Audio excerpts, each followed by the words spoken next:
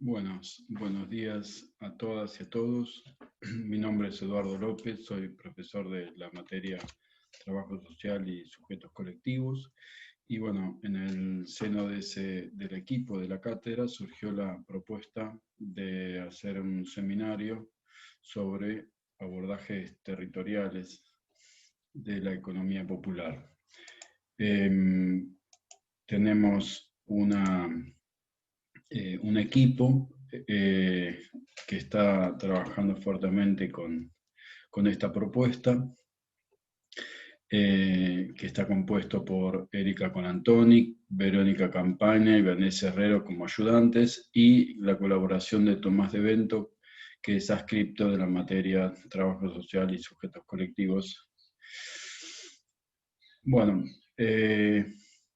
la propuesta de este seminario tiene 4 clases, son 4 unidades, y trabaja desde una óptica de reconocer a la economía popular como activada por sujetos colectivos que se organizan, y desde ese reconocimiento planteamos una primera clase que tiene que ver cómo entendemos la economía popular y por qué el lugar de los territorios, por qué le damos tanto lugar, qué relación tiene con la intervención, ¿no? O sea, es la idea que es una forma singular de entender la economía popular, desde una óptica centrada en la organización de esos sujetos colectivos. Después tenemos 3 clases más, la historia de estos procesos organizativos de los movimientos populares, discutir las políticas públicas vinculadas a la economía popular y las estrategias de la economía popular en el marco de esta pandemia. Bueno, esta primera clase se relaciona con el movimiento de trabajadores y trabajadoras de la economía popular, ¿no? O sea, tomamos la economía popular, pero centrada, como decíamos, en los sujetos colectivos, ¿no? Cómo se van conformando los grupos que van conformando y dándole sustancia, digamos, a esta economía popular. Tratamos de tener una mirada no economicista, ¿no? Incorporando las dimensiones culturales, políticas, organizativas. Vamos a trabajar con 3 apuntes. Un apunte de Miguel Maceo, muy reciente, digamos, Maceo es un historiador de acá de Lanús, de la UBA. La economía popular necesita un proyecto político que dignifique sus prácticas. Otro apunte de un clásico de la economía popular, social y solidaria, que es José Luis Coragio, qué hacer desde la economía popular ante la situación actual, y un apunte bastante largo, digamos, que es prácticamente un manual de capacitación escrito por Juan Grabois y Emilio Pérsico, en el 2015 sobre conceptos de organización en torno a la economía popular. Bueno, comenzando por Miguel Maceo, es una perspectiva muy aguda la que nos propone Miguel, y él está apuntando, por ejemplo, directamente a una demanda que es muy fuerte hoy en los sujetos de la economía popular, que es esta necesidad de dignificar sus prácticas, ¿no? Como dice Jackie Flores, no necesitamos microemprendimientos que nos generen el puesto de trabajo, eso ya lo hicimos, ya los autoconstruimos, necesitamos dignificar esos puestos de trabajo, ¿no? Esa es la síntesis admirable en 3 palabras de lo que debería ser la política pública en toda esta etapa. Así que hacia eso aspira este escenario, ¿no? Este seminario, o sea, interpretar esa demanda y tratar, digamos, de cómo pensar una intervención a escala de la política pública. Miguel parte de una definición de economía popular donde pone en el centro las estrategias de subsistencia, ¿no? de un grupo definido como subalterno, ¿no? En términos de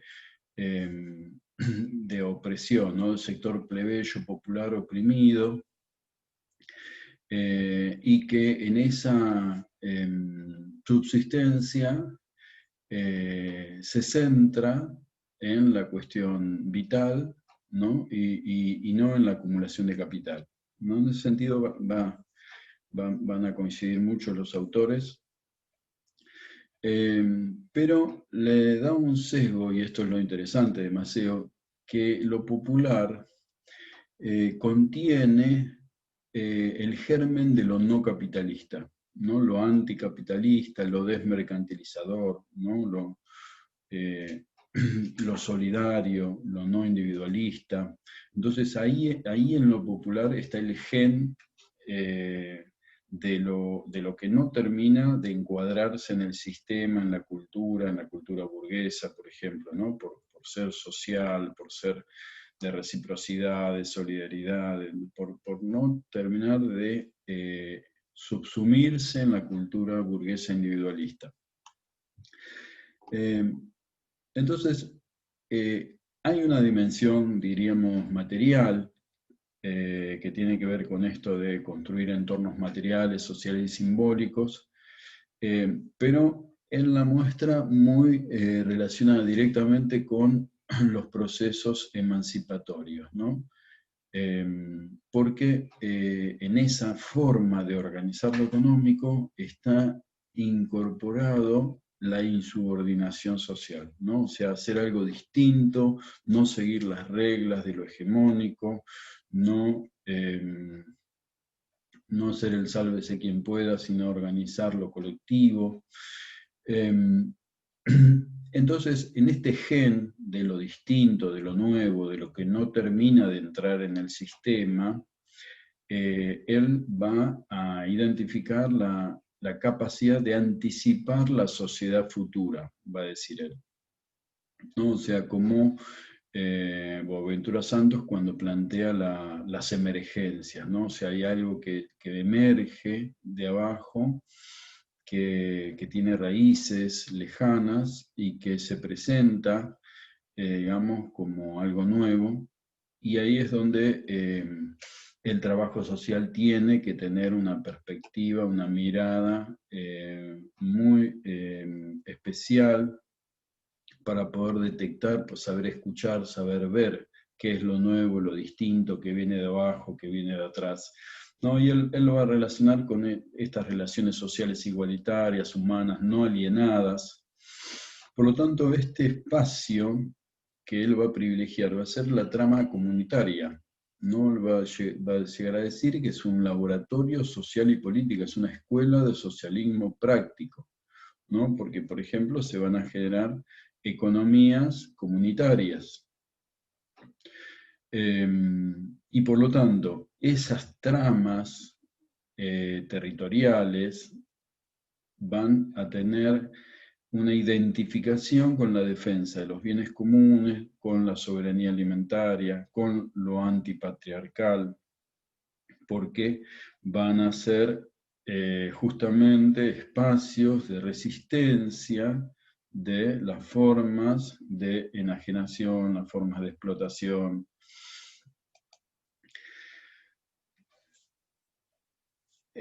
Maceo diferencia economía popular, de economía social. Este autor, al igual que muchos otros, va a diferenciar economía social de economía popular, y esto es interesante porque esto remite a un debate en la actualidad. O sea, la economía popular se está construyendo por los sujetos colectivos que la sostienen como una marca, como una identidad, que a su vez define sus semejanzas, sus alianzas, pero también sus diferencias. y por lo tanto es importante tener claras las diferencias también, inclusive para poder hacer las alianzas.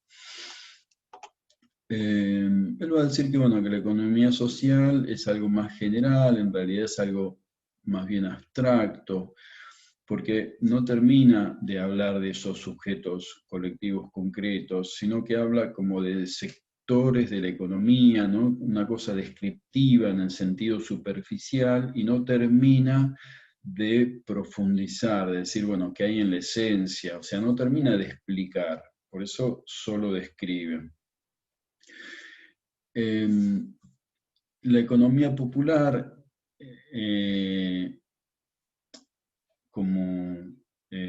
a diferencia de la economía social, va a incorporar la reproducción social al ciclo económico, ¿no? En general, la economía capitalista y en parte la economía social externaliza determinados costos para poder lograr economía, para poder lograr productividad. O sea, externalizar costos significa no pagar algunos trabajos, no pagar algunos factores, no pagar algunos costos. Por ejemplo, es típico en la economía burguesa capitalista, y más en las últimas versiones neoliberales, no pagar el costo ambiental, o sea, nutrirse de la naturaleza, todos los recursos que se le antoje, y dejar el pasivo ambiental para que lo paguen las comunidades, pero a su vez hizo eso históricamente desde que nació el capitalismo con la mujer. O sea, la acumulación originaria en parte, esto lo explica muy bien Federici, logra acumular capital a partir de no pagar varias cosas, entre ellas el trabajo femenino de producción de los obreros. Ese trabajo doméstico, el trabajo de reproducción social, no lo paga. Y esta es la clave, es una de las claves de la acumulación originaria, o sea, la base de la acumulación capitalista. Según la teoría de Federici, cada vez que el capitalismo entra en crisis, cae en esta situación de no pagar, no volver al esquema de acumulación originaria. Esto lo están planteando muchísimos autores. Y acá parece que la economía social padece de este no hacerse cargo de la reproducción, ¿no? Del costo de la reproducción. La economía popular incorpora el costo de la reproducción. Por lo tanto, su espacio privilegiado, ¿no? Por ejemplo, por eso economía popular va a ser mucho más, de alguna forma, va a incorporar mucho más el trabajo no retribuido de la mujer, y lo va a sostener y lo va a defender. Su espacio privilegiado va a ser las tramas comunitarias, ¿no? O sea, los espacios locales, y esto es muy importante para pensar la política pública, porque si estamos pensando una tarjeta alimentaria donde los principales efectores son los bancos o el ANSES y los grandes hipermercados, bueno, entonces esa trama comunitaria prácticamente no cumple ningún rol, queda totalmente afuera, aparte queda debilitada, quedan fortalecidos estos otros agentes que tienen un rol en la política pública. En cambio, una política pública que sostenga la trama comunitaria significa, digamos, que esos espacios puedan estar potenciados, puedan tener roles, puedan tener el apoyo del Estado. Entonces ahí empezamos a ver, en términos de política pública, una cierta oposición, territorialización, desterritorialización, ¿no? Según cómo pensemos la ayuda a ese sector social, cómo llegue la ayuda, con qué agente se va a apuntalar, vamos a ver que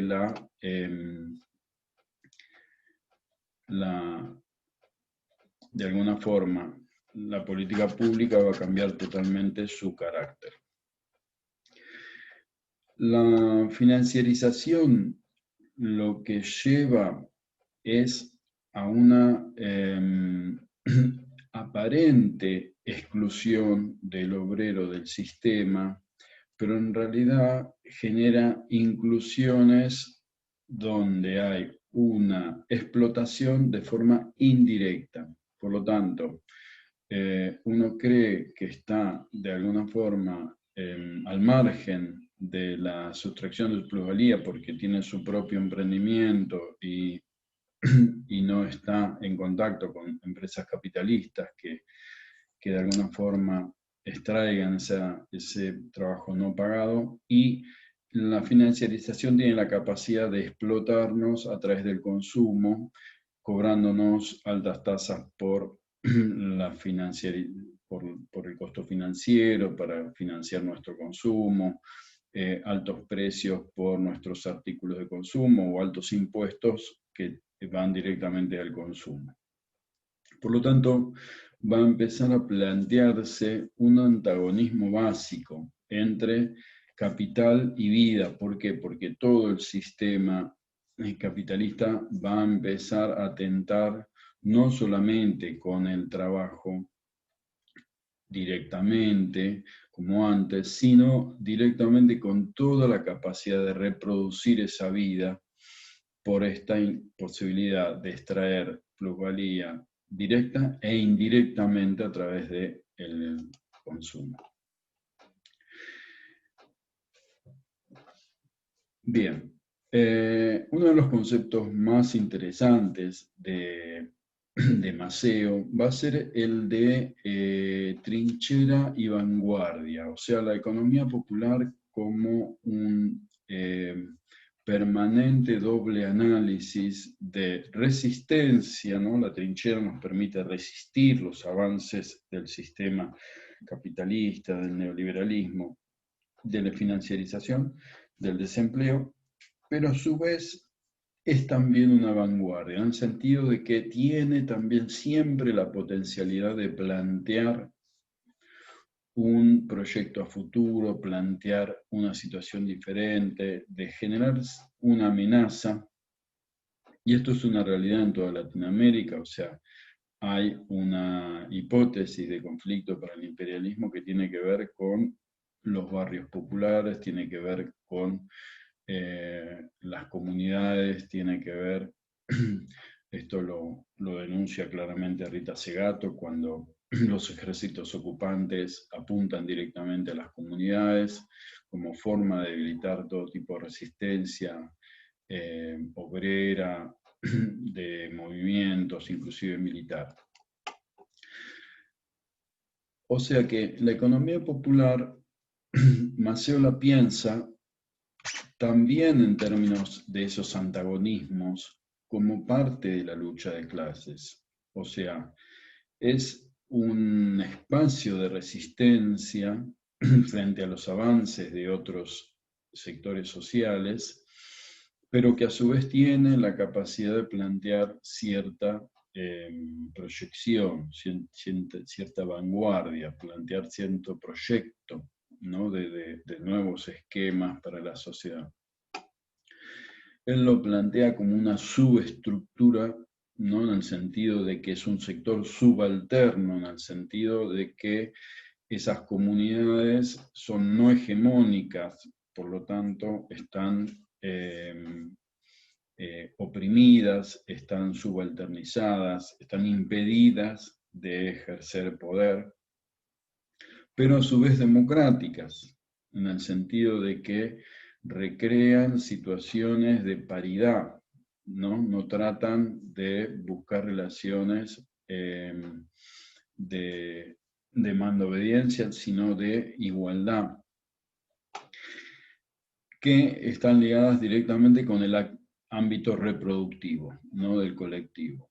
Entonces, son trincheras, por ejemplo, en tanto proyectos productivos, cooperativas, redes de comercio justos, bachillerato popular. Entonces, todas esas experiencias van a permitir resistir, pero también son vanguardia en términos de capacidad de pensar, de albergar en su interior proyectos civilizatorios alternativos, ¿no? O sea, lo que sería para Boaventura Santos los movimientos utópicos, ¿no? O sea, la posibilidad de plantear otra realidad, soñar otra realidad, y la capacidad de poder ir construyéndola a partir de vivencias concretas. Esto es muy importante porque esto permite una acción política cotidiana. O sea, esto no es solamente un discurso, sino esto son prácticas también. Estas ideas, estos sueños alimentan prácticas cotidianas y cambian la realidad actual. Por lo tanto, no son discursos en el aire, son, son saberes, deseos y prácticas. Macedo también nos pone en cuestión al Estado y en ese sentido destaca, digamos, que el Estado tiene que tener un rol, pero lo aparta de lo que, por ejemplo, desde el Estado hicimos en los últimos 2 o 3 décadas, ¿no? Generar los microemprendimientos, impulsar la supuesta organización popular.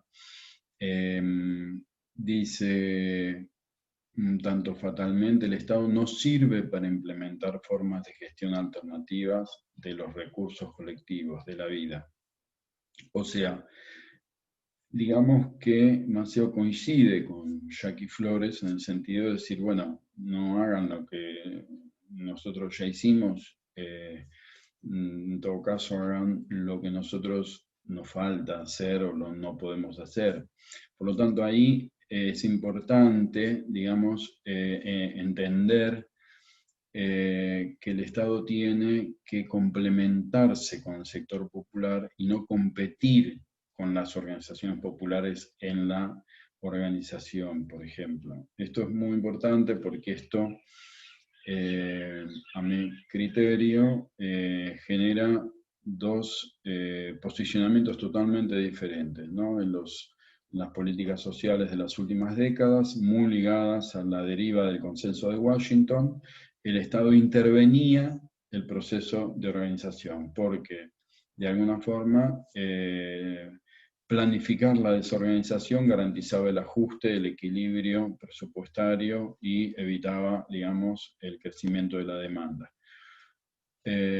Hoy, digamos, estamos pensando en paradigmas de política pública totalmente diferentes, donde estamos pensando en un Estado que se asocia a las fuerzas organizativas, ¿no? Por eso hablamos de sinergia emancipatoria, y Maceo viene por este lado, ¿no? En el sentido de decir, bueno, vamos a pensar lo que el Estado debería hacer en función de esta estrategia que ya está vigente por parte de los sujetos colectivos, ¿no? Entonces él está hablando de pensar un nuevo Estado, o sea, rehacer el Estado desde abajo, ¿no? O sea, esto remite a algo que viene planteándose en Latinoamérica, que plantea muy claramente Emir Sader, un sociólogo brasilero, que es la nueva ola de los movimientos sociales a partir del fin del siglo XX, principio del siglo XXI, es no pensar en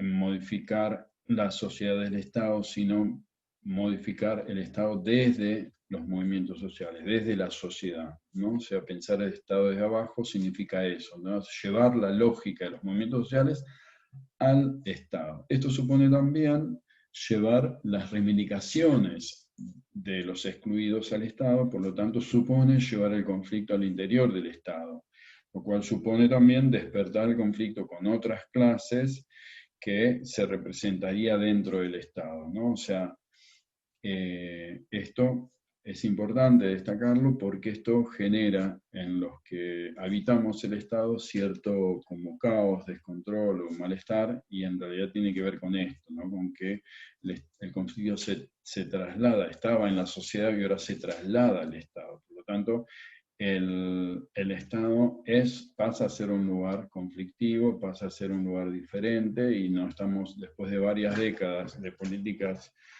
conservadoras del consenso de Washington, no estamos preparados para convivir con el conflicto, ¿no?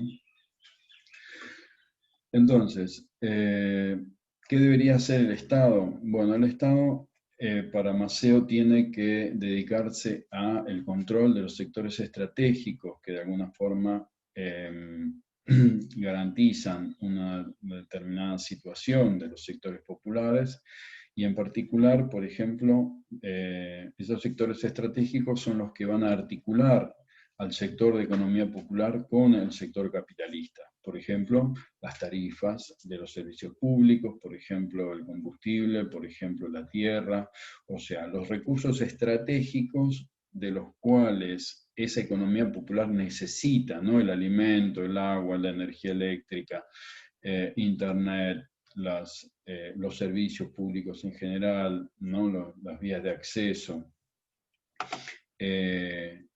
pero también la tecnología, la semilla, el alimento. Esos serían los recursos estratégicos que el Estado tiene que garantizar. El resto, las comunidades con esos recursos van avanzando.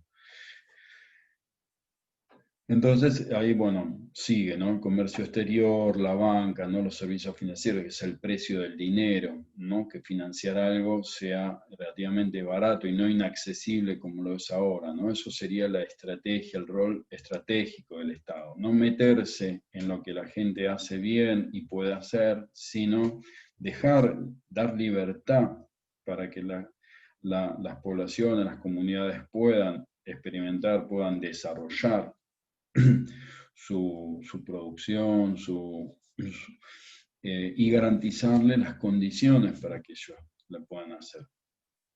Entonces él ahí va a destacar un concepto que me parece muy interesante, que es la autodeterminación de la economía popular, ¿no? O sea, ese espacio de libertad que el Estado debe conceder, debe aceptar, digamos. Los sujetos colectivos de la economía popular también lo deben valorizar, ¿no? O sea, y de hecho lo hacen, ¿no? Esto lo hemos visto con la cursada de la materia, cuando a partir del apunte de Brancoli se va generando, digamos, movimientos de autonomización del Estado, ¿no? O sea, reacción de los sectores de las comunidades barriales al clientelismo, a la cooptación de dirigentes, ¿no? Las pretensiones del Estado de planificar la desorganización, ¿no? De captar de alguna forma a esos dirigentes para que de alguna forma dejen esa causa popular, termine de entrar en el sistema capitalista burgués esta capacidad, digamos, transformadora, ¿no? O sea, de desarticular esta capacidad transformadora y de cuestionadora del statu quo. Entonces ahí él va a dar un lugar central a esta cuestión de la autodeterminación,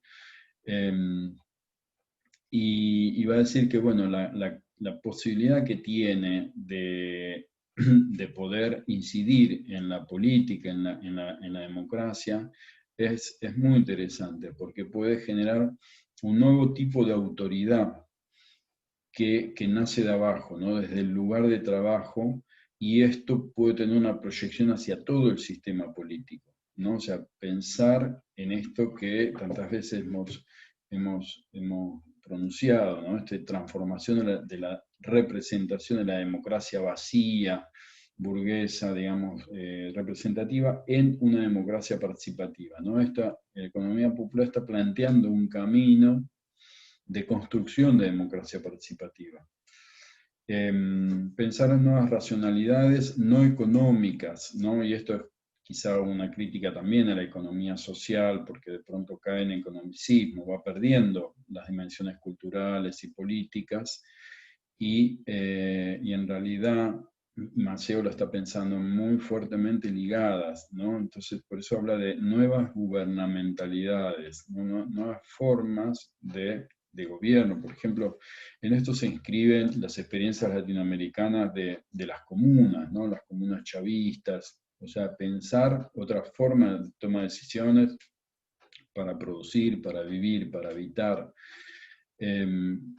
Gestar organizaciones más amplias, ¿no? que traten de articular a toda clase obrera, ¿no? O sea, desde lo que llamamos la articulación de sujetos colectivos en torno a reconstruir la clase, ¿no? La clase en sí no es, no está unida, digamos, sino que hay, como dice Federici, ¿no? Es una acumulación de diferencias, ¿no? Por un lado, los trabajadores con derechos, con estabilidad, después los flexibilizados, después los desocupados, después los excluidos, después los jubilados, o sea, una serie de sectores que de alguna forma estas organizaciones están intentando articular, ¿no? Cuando se acercan con la CGT. Entonces, y por último, la superación de si bien lo trabajador es un núcleo, en realidad tiene todavía falta, digamos, convocar a otros sectores sociales. Por lo tanto, la dimensión política le permite superar ese corporativismo y de ahí la necesidad de un proyecto político común que dignifique sus prácticas diversas, ¿no? Entonces, la autodeterminación es parte, digamos, de esa proyección política. Bueno, hasta acá con Miguel Maceo, vamos a ver un clásico de la economía popular, digamos, que es José Luis Coragio, que desde los años 80, 90 viene pensando, digamos, es un teórico de la Universidad General Sarmiento, muy importante a nivel latinoamericano y reconocido a nivel mundial. Él tiene, digamos, propuestas muy importantes en estos, ha desarrollado, digamos, es el principal referente de economía popular de, de la academia en Argentina. Bueno, él nos plantea qué hacer hoy, ¿no? Desde la economía popular en esta situación. Él parte, digamos, de entender la economía popular desde las ideas de Polanyi, ¿no? Polanyi es un gran crítico del liberalismo, es un clásico de la economía popular. Polanyi escribió, era de Europa Oriental, escribió en 1930, más o menos, el libro famoso La Gran Transformación, y es una crítica muy importante al liberalismo económico, y ahí él hace un trabajo como de antropología económica y va a decir va a hablarnos de la importancia de los principios de integración social o integración socioeconómica. Por ejemplo, va a decir que todos los pueblos en la historia siempre han desarrollado una economía para sostenerse con distintos principios que fueron combinando. Los principios fueron de reciprocidad, que digamos tiene que ver con cada vez que un sujeto le ayuda a otro, bueno, la obligación de retribuir, ¿no? De poder corresponder con otro tipo de ayuda. No necesariamente en el mismo momento y con la misma dimensión eh, económica. Por eso en esto se inscriben los dones, ¿no? Los regalos, la ayuda mutua en general, la seguridad social. Y como no es monetariamente equivalente, necesariamente no sería mercado. El mercado es otro principio que tiene que ver con, bueno, la posibilidad de ponerles precios, digamos, a las mercaderías y el intercambio, digamos, a la vista de mercaderías. Por otro lado, tenemos otro principio, también antiguo, milenario, que es el autoconsumo en circuitos cerrados, ¿no? O sea, por ejemplo, en un hogar poder producir lo que uno consume, o en un grupo de familias intercambiarnos, pero producir lo que el grupo consume, y eso también podemos pensarlo a nivel comunitario, o sea, que la comunidad se autoabastezca de lo que necesita para producir. el último principio que él va a plantear es el de la redistribución. El Estado le saca a uno para darle a otros. Esto siempre ha sido necesario. Antes del Estado lo hacía el jefe de la tribu, lo hacía el señor, digamos, los monarcas, eh, las autoridades centrales de las distintas estructuras políticas, pero siempre fue necesario sacarle a uno para darle a otros por problemas de sequía, por problemas de escasez.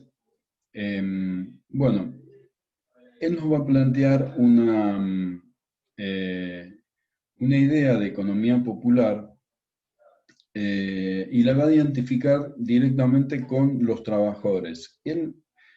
¿Quiénes son trabajadores? Todos los que necesitamos vivir de nuestro trabajo. Esta es una definición interesante porque, por ejemplo, no define al trabajador según el capital que uno puede tener, porque por ahí uno tiene un auto, tiene un remis y uno podría decir, bueno, no, es otra cosa, tiene un capital. No, si ese trabajador, por más que tenga ese capital, necesita realizar su fondo de trabajo todos los días, es un trabajador para él. O sea, es una definición social de trabajo.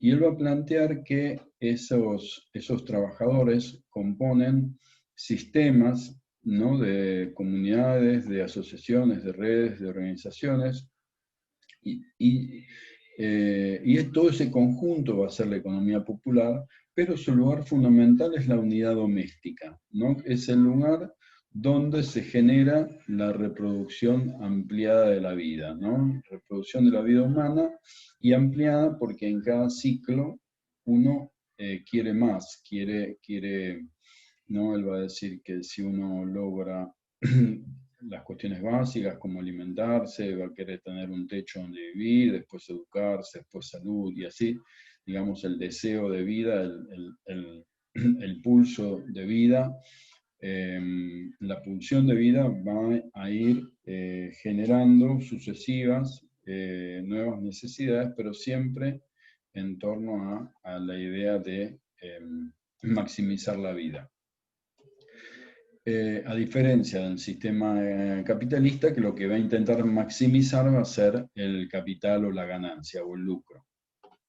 Bueno, él nos va a plantear, con una idea parecida a la de Maceo, una idea de economía de guerra prolongada, o sea, un esquema también de resistencia, un esquema muy centrado en la resistencia, pero también, al igual que Maceo, con dimensiones de tipo política que de alguna forma permiten sacar la cabeza de esa trinchera y tratar de asomar para poder plantear algo diferente, para poder avanzar. Pero una centralidad importante en la resistencia.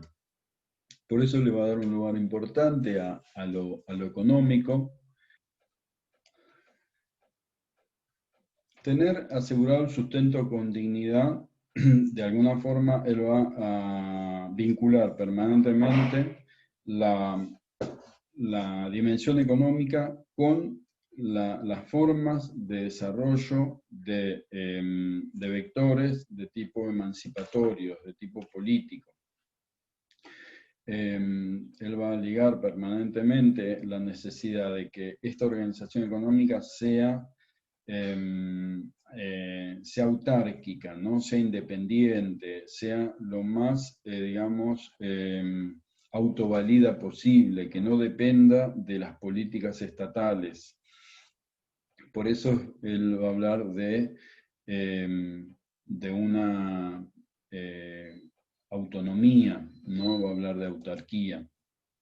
Entonces, bueno, ¿qué entiende por trincheras? Bueno, él abre el esquema al trabajo con la idea de subsistemas de producción, o sea, buscar, digamos, la integración de esas unidades económicas en sistemas, que sería el sistema de economía popular o el subsistema dentro del sistema económico, el subsistema de economía popular. No, por eso en otras obras habla de los complejos territoriales, producción, reproducción. La idea es movilizar recursos donde parece no haberlos, ¿no? producir el propio consumo para el intercambio, ¿no? Pero en una forma muy creativa, o sea, desde materias primas, como pueden ser elementos para la alimentación, siembra, pesca, o bienes industrializados, o servicios, digamos, de todo tipo, construir infraestructura, vivienda, por ejemplo, redes, comercializar productos en ferias, mercados, organizar sistemas de formación, de educación popular, de bachilleratos populares, organizar sistemas de finanzas solidarias como los banquitos de la buena fe, organizar comunidades de prosumidores en sentido como en los distintos lugares del interior del país, o en Córdoba, o en el campo, o en las colonias, donde se consume básicamente lo que se produce. Organizar medios de comunicación como las radios comunitarias, desarrollar tecnología apropiada para distintas ramas que pueden ser agropecuaria, industrial.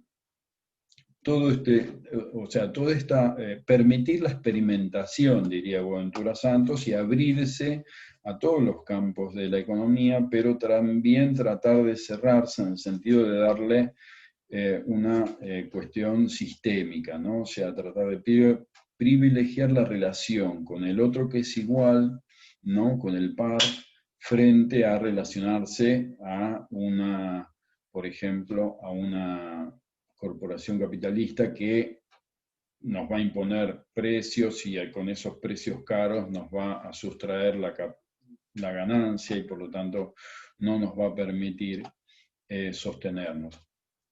Bueno, él plantea también que hay, además de esas resistencias, esas trincheras, hay una avanzada, al igual que Maceo, y en esas avanzadas nos va a plantear, por ejemplo, la importancia de manejar la relación con el Estado en términos de mantener la autonomía, en el sentido de que el Estado no nos imponga una forma de pensar, una forma de hacer las prácticas, una forma de construir subjetividad, y evitar la burocratización de parte de aquellas organizaciones o aquellos movimientos que son parte de la gestión de la política pública.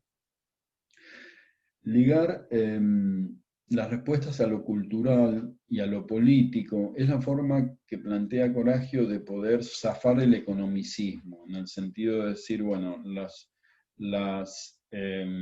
las respuestas, si bien son económicas porque necesitamos vivir, necesitamos resistir, también contienen lo nuevo, contienen la potencia plebeya de la forma cultural no burguesa, de otras formas de vivir la sociedad, de vivir esta vida, de otros ideas de consumo y otra idea de poder, por ejemplo, ¿no? Él plantea una democratización radical, ¿no? Esto es muy del Foro Social Mundial, en el sentido de poder repensar las formas de la economía, perdón, de la democracia representativa, poder cuestionarlas permanentemente y poder basar, digamos, en nuevas formas de ejercicio de autoridad desde lo local hacia lo mesosocial y macrosocial.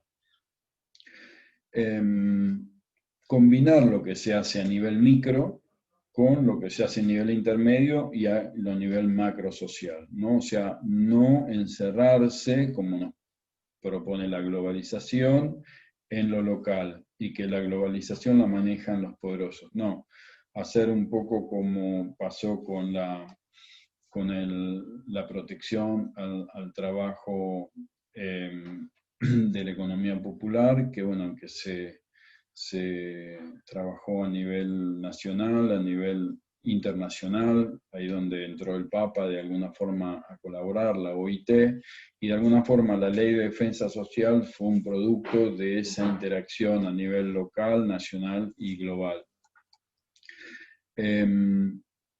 Plantea formar sujetos colectivos a nivel latinoamericano, o sea, no encerrarse en lo nacional, porque eso también termina siendo, digamos, un juego acotado, ¿no? En alguna medida una trampa. Neutralizar el escepticismo y oposición del estadocentrismo de sectores progresistas modernizantes.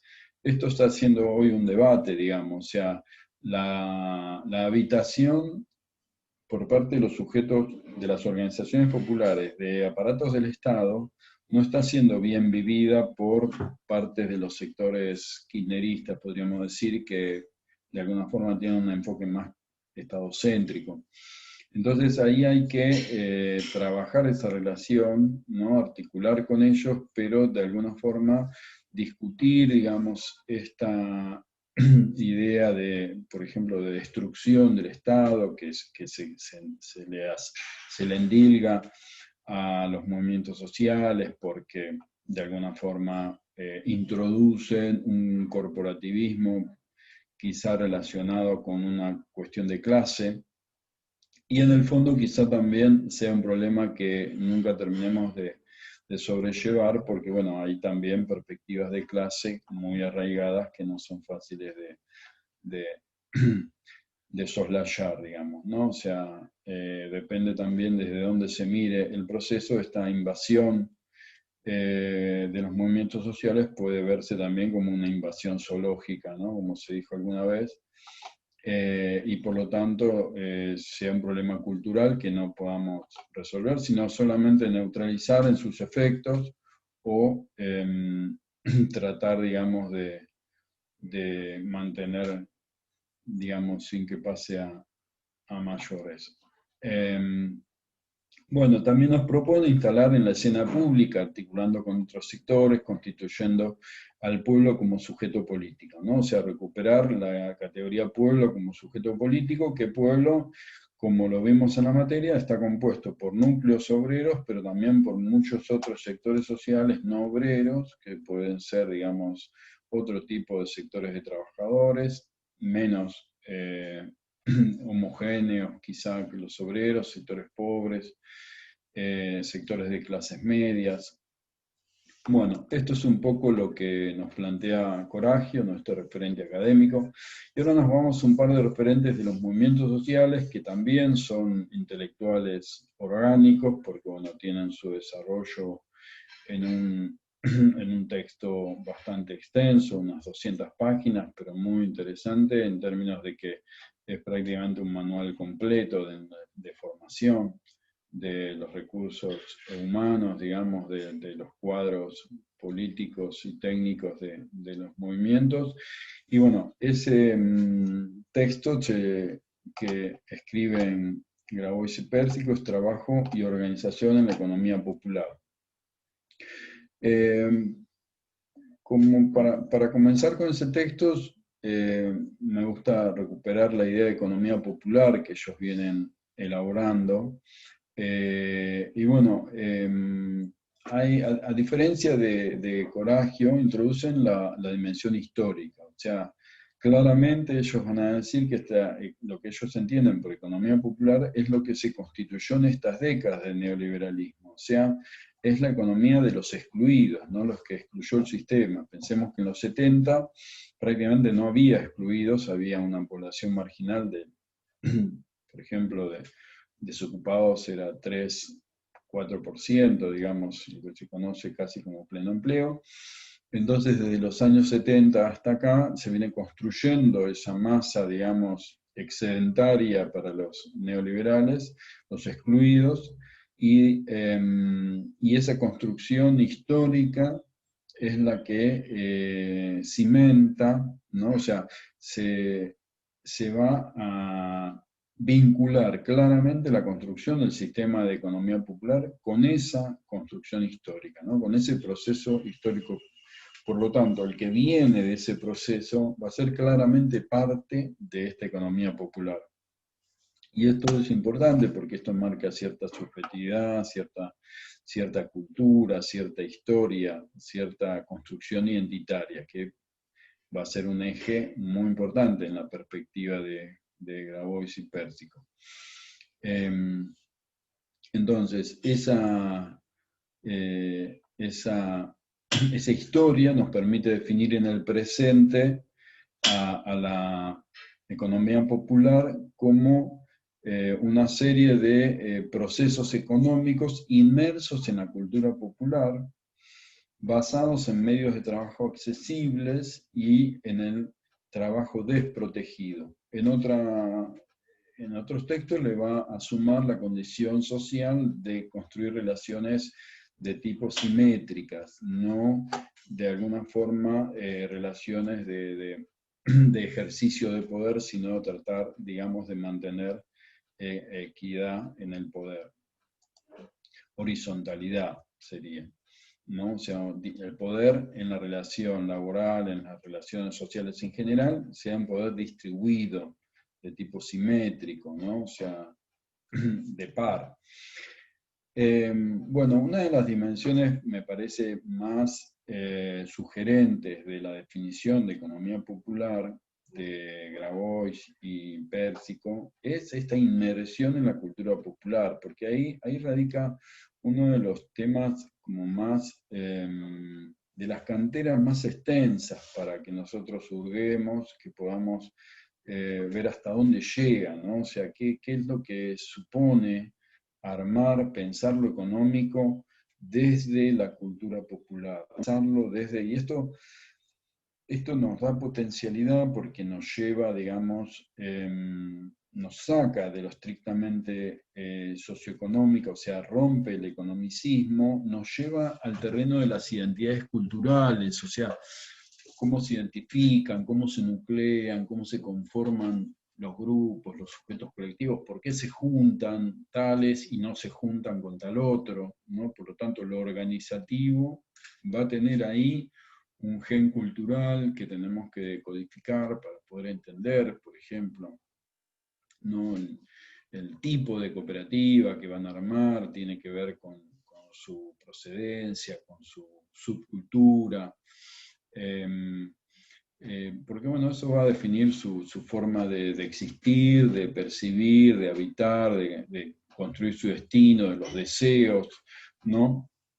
Y esto lo vamos a identificar con las identidades barriales, villeras, comunitarias, originarias, campesinas, y que bueno, que esos elementos se van entremezclando y van reapareciendo, y lo que podríamos denominarlo como el carácter plebeyo, ¿no? Que se opone a la cultura burguesa, por más ilustrada que sea, siempre es individualista, ¿no? Y en cambio en esta cultura plebeya siempre hay un componente, digamos, de comunidad, de reciprocidad, que la va a distinguir, ¿no? O sea, por historia, por necesidad de sobrevivir, hay una, no se termina de subsumir en la propuesta de desarrollo individual que hace el capitalismo moderno, ¿no?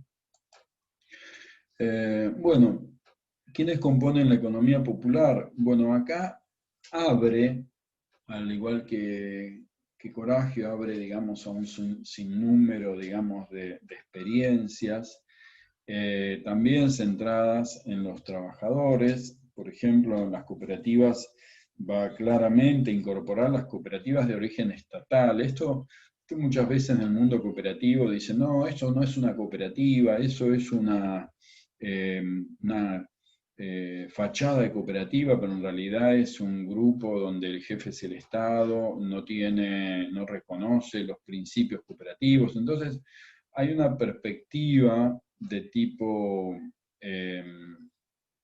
eurocéntrica, podríamos decir, porque, bueno, como no reconoce el proceso de lo que son los principios de Rochdale, que son los que definen qué es una cooperativa y qué no lo es, entonces pueden dejar afuera a estos grupos. Pero la experiencia histórica de estos grupos es que quizá puedan comenzar como un grupo impulsado por el Estado, formado por el Estado, casi sin autodeterminación, pero en el proceso se van construyendo, digamos, reposicionando esos miembros de las cooperativas, armando, digamos, sosteniendo procesos de mayor creciente autogestión, de crecimiento, educación popular, y por lo tanto pueden ir construyendo una cooperativa a partir de de haber tenido un origen estatal. Por lo tanto, ahí, digamos, me parece una discusión interesante para la política pública, la posibilidad de que el Estado siga, como hizo con la Argentina Trabaja, impulsando cooperativas, aunque en principio no tengan grados importantes de autonomía o de autarquía, pero sí lo puedan ir construyendo.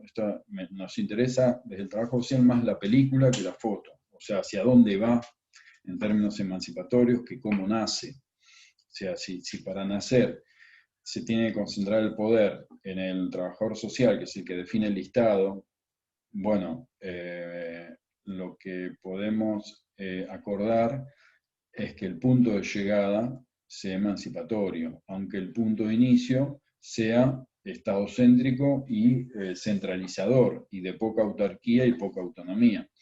Entonces, desde ahí me parece que las cooperativas de origen estatal tenemos que seguir pensándolas, eh, aunque la realidad nos lleve a que las armemos a partir de listados de desocupados por barrios, por delegaciones municipales, digamos, y que lo termine armando el grupo, lo termine definiendo, digamos, en un escritorio.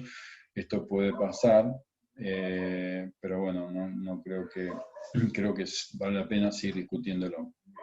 Bueno, acá entran las fábricas recuperadas de distinto tipo, con distinto origen, con distintos procesos de lucha, de enfrentamiento o de negociación, emprendimientos familiares por cuenta propia, talleres familiares, trabajo doméstico, de cuidados, núcleos de agricultura familiar, comunidades campesinas, unidades de servicio comunitario y una serie de trabajadores, digamos, como los cartoneros, vendedores ambulantes, artesanos, feriantes, motoqueros, costureros, trabajadores de cuidados, autoconstructores de viviendas populares, o sea, un mundo muy heterogéneo, pero que esa heterogeneidad de inicio tiene que de alguna forma ir organizándose, ¿no? Por eso Grabois y Pérsico van a poner una cuestión central, es decir, bueno, organizar la economía popular, o sea, aceptar ese mosaico de inicio, de fragmentación, de desunión, de desorganización, pero ir instalando un proceso de organización popular, que va a tener distintas dimensiones, ¿no? Primero van a plantear la sindical y económica, pero también va a haber una organización política, y esta, parece, es la complejidad que tenemos que ir abordando. Desde el punto de vista sindical, es absolutamente novedoso organizar todo este precariado, toda esta población desocupada, toda esta población autogestiva. Esto no existe en el mundo, esto ya había sido intentado por la CTA en los 90 y realizado con mucho éxito por la CETEP y después la UTEP.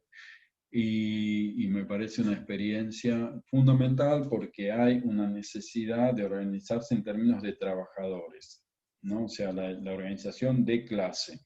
Pero, como vimos en la materia, esto no es suficiente. Después vamos a ver que la organización de clase tiene sus limitaciones. Por lo tanto, para que haya una capacidad de un proyecto que supere, que sea exitoso, hay que superar la conciencia de clase y pasar a la conciencia política, decía Gramsci. Bueno, por eso después va a aparecer la necesidad de organización política.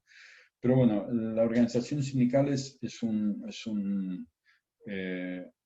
central para la organización de los trabajadores como clase.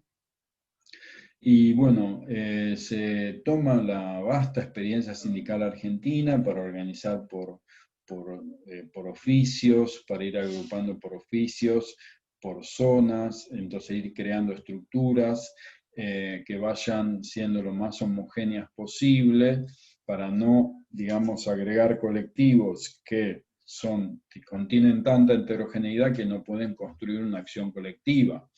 Entonces, la homogeneidad del oficio se complementa con la coordinación de las distintas ramas, y así se va logrando coordinaciones regionales y a su vez después nacionales.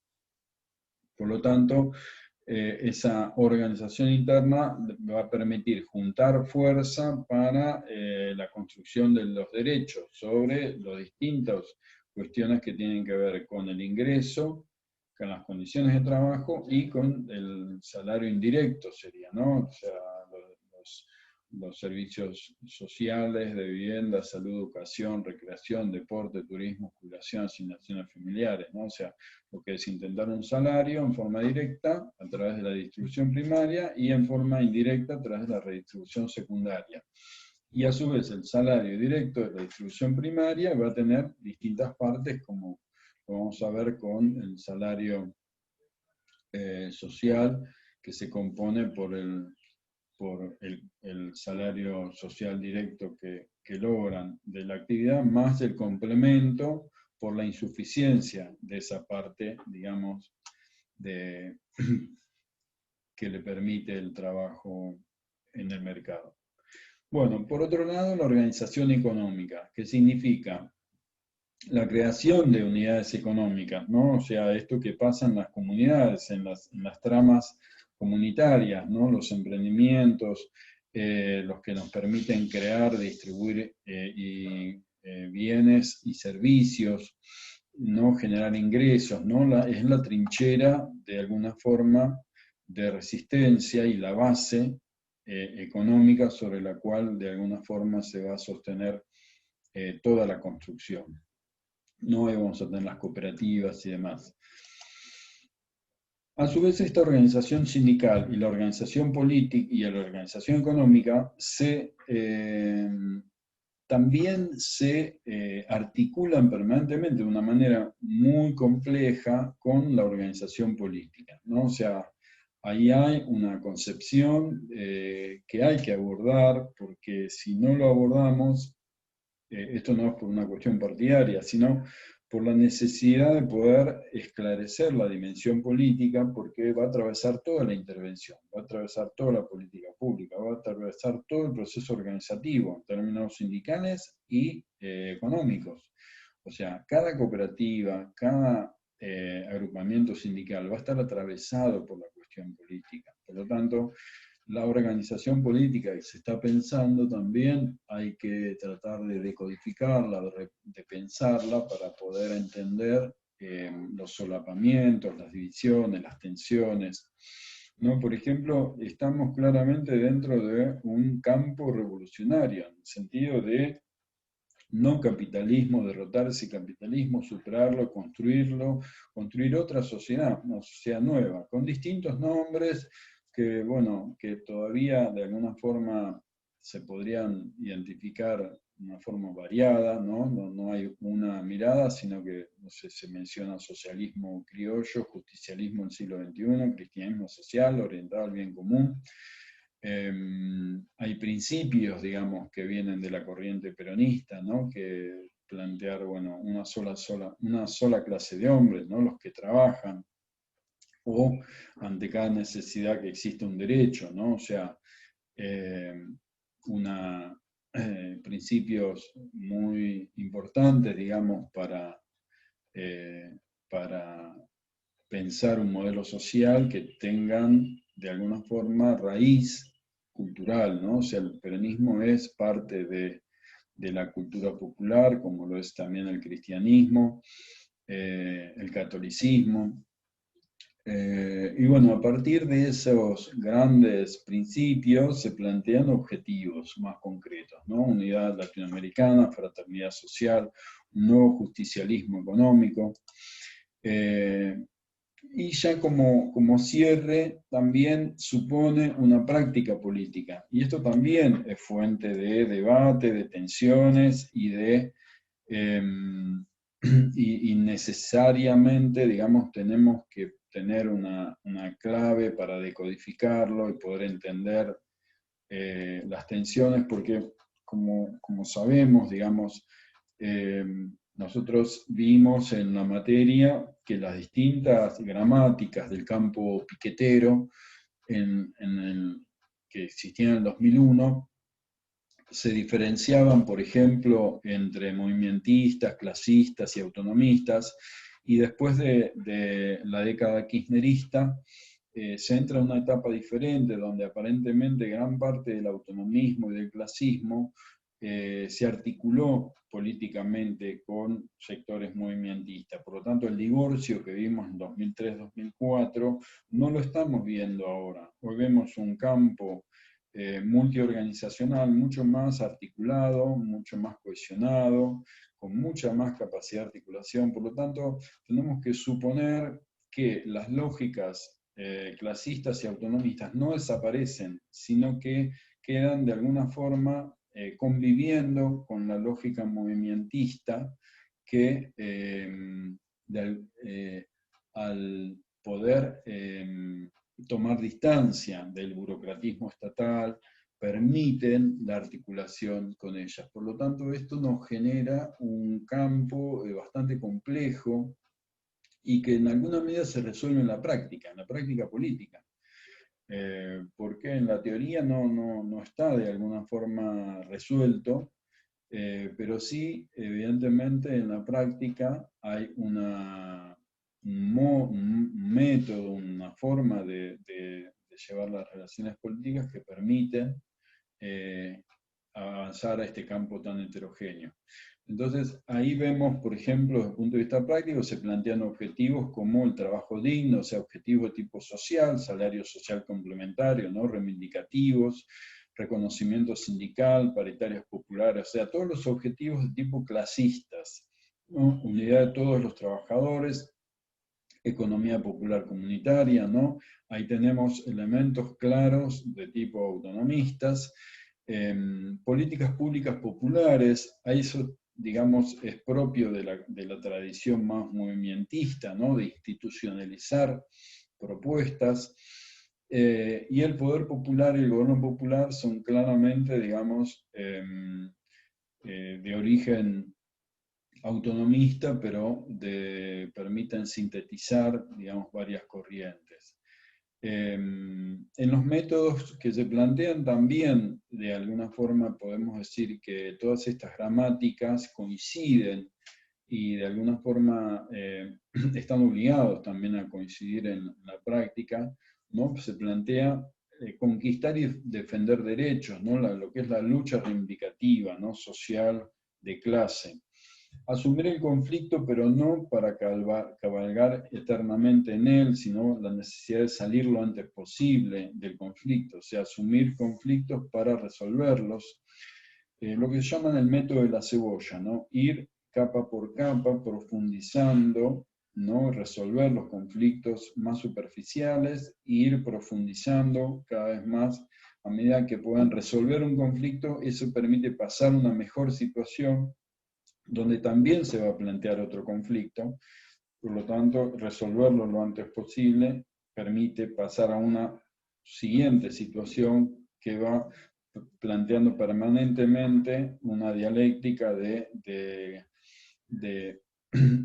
ello se va a usar la metáfora de los recuperadores, ¿no? Recuperar y presionar, ¿no? Esta dialéctica persuadir, presionar, negociar. O sea, esta dialéctica destituyente-instituyente, ¿no? O sea, presionar, cuestionar, amenazar, pero bueno, negociar, pasar a una situación mejor que permita volver a plantear otro tipo de problemática y así avanzar en la práctica, lo que hay veces no se puede avanzar en la teoría mientras se sigue discutiendo la teoría. Esto es muy interesante entenderlo para poder ver, por ejemplo, cómo en los territorios podemos hoy ver y articular inclusive con formas de pensar diferente lo político, pero que esa articulación es la clave de alguna forma para poder avanzar y resolver o conflictos históricamente muy difíciles de resolver. Bueno, más o menos tenemos con esto la primera clase, digamos, de lo que es la economía popular y sus principales consecuencias. Bueno, muchas gracias. Hasta acá nos vemos en la segunda clase. Vemos en los espacios sincrónicos la posibilidad de ir profundizando y resolviendo dudas.